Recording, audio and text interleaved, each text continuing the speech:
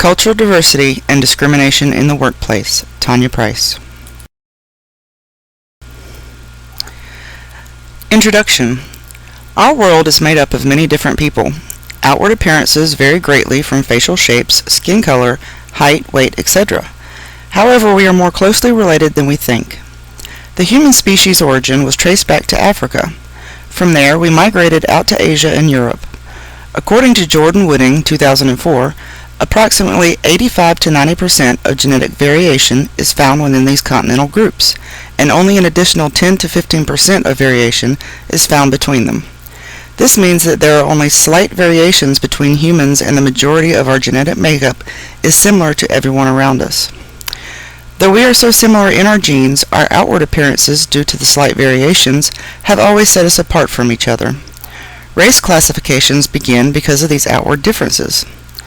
According to Jablonski, 2016, when we look at the distribution of skin pigmentation in humans on the Earth's surface, we see a conspicuous geographic pattern.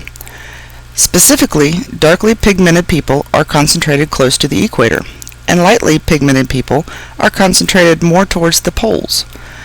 This original gradient of skin pigmentation has been disrupted by human movements that have been increasingly long distance and rapid in the last 500 to 1,000 years. So as our ancestors migrated, their environments changed their skin tone, creating race. Changes in labor laws due to racial and gender issues. Race as well as gender has triggered many movements for equality in society. Race and gender classifications have impeded minority groups from receiving equal treatment from the dominant groups. These movements have brought about changes to the laws of our country. Specifically, labor laws have changed to promote inclusion and equality and prohibit discrimination. The Civil Rights Act of 1964 was signed into law on July 2, 1964, by then United States President Lyndon B. Johnson. Title VII of this act protects people from employment discrimination. According to the Society for Human Resource Management in 1969, equal employment opportunity cannot be denied any person because of his or her racial group or perceived racial group, his or her race-linked characteristics including hair texture, color, facial features, or because of his or her marriage to or association with someone of a particular race or color. Title VII also prohibits employment decisions based on stereotypes and assumptions about abilities, traits, or the performance of individuals of certain racial groups. Title VII's prohibitions apply regardless of whether the discrimination is directed at whites, blacks, Asians, Latinos, Arabs, Native Americans, Native Hawaiians, and Pacific Islanders, multiracial individuals, or persons of any other race, color, or ethnicity. Working in a global economy. There are many advantages to working with a diverse group of people. A company or organization can benefit from experiences gained from employees from different cultures. These experiences could provide better viewpoints and perspectives when operating in a global economy. The needs of customers can be better met by understanding their culture, and employees with this understanding will give the business an advantage.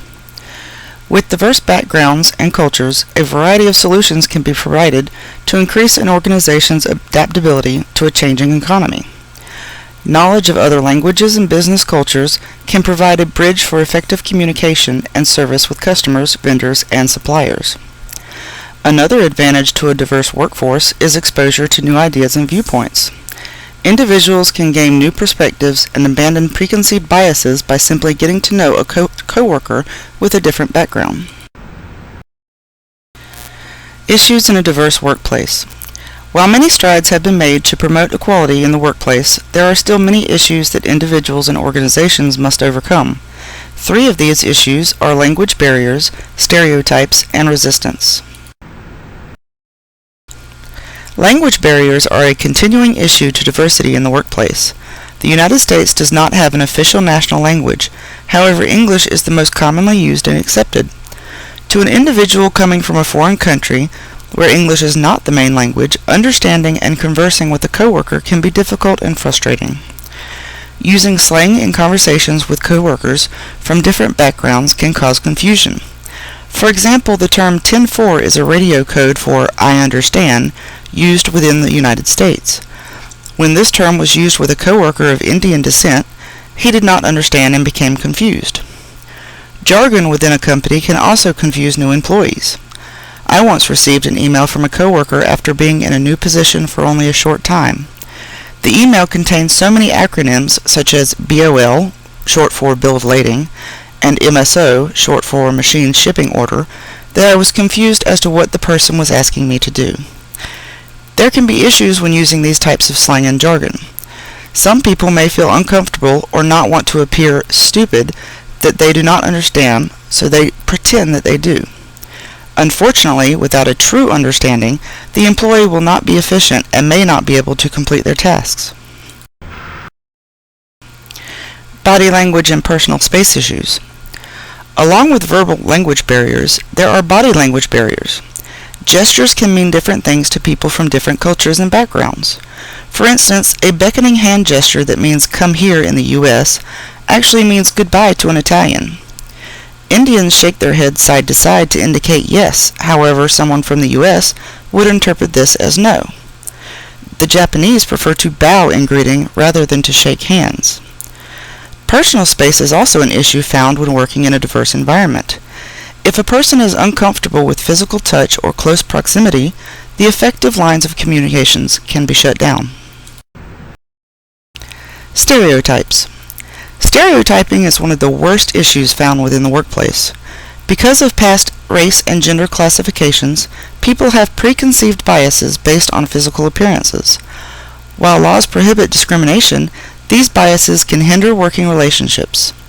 Assumptions such as Asians are good at math, women are not strong enough for certain jobs, or Indians always work in IT are just some examples of how these biases discriminate.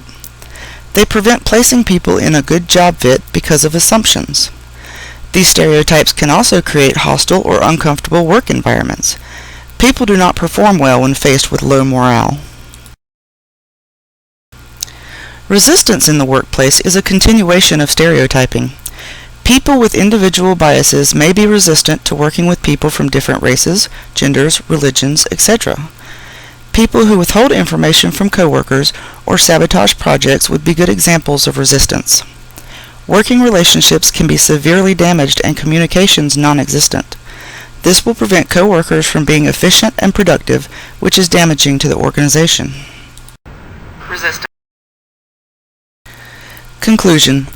Prevention of discrimination in the workplace is necessary in today's global economy. A diverse labor force can benefit an organization by introducing new ideas, viewpoints, experiences, and solutions to problems. Genetically, people are very similar and outward appearances do not indicate what an individual is able to accomplish, both personally and professionally. To combat discrimination, an organization must implement training programs designed to promote diversity inclusion in order to increase employee morale and promote personal growth within the organization. Many external organizations offer these training courses. A good example would be through Workplace Answers, a company that provides training courses. Examples of their courses can be found at the following website. This concludes my presentation of cultural diversity and discrimination in the workplace. Thank you for your attention.